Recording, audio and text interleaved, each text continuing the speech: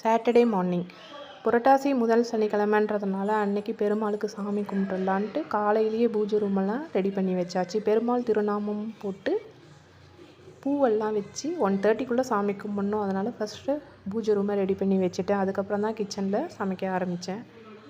Variety rice எதுவும் வேண்டாம், பசங்க சாப்பிட மாட்டாங்கன்ட்டு ஒயிட் ரைஸே செஞ்சிடலான்ட்டு ஒயிட் ரைஸ், கத்திரிக்காய் முருங்கக்காய் சாம்பார், சக்கரை பொங்கல், வெள்ளை பொங்கல், அவரைக்காய் பொரியல், வாழைக்காய் வறுவல், வடை, பாயாசம் இதெல்லாம் தான் ரெடி பண்ணேன். மாவிளக்கும் பானகமும் முக்கியமாக இருக்கணும் பெருமாளுக்கு.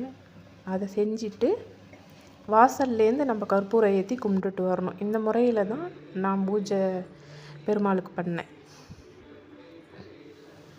இப்படி தான் கும்பிடணுன்ட்டு இல்லை, நான் இந்த மாதிரி முறையில் தான் சாமி கும்பிட்டேன். 1:10க்கெலாம் நாங்கள் சாமி கும்பிட்டுட்டோம். 1:30க்கெலாம் இன்றைக்கி லஞ்சு முடிச்சாச்சு. தேங்க்யூ.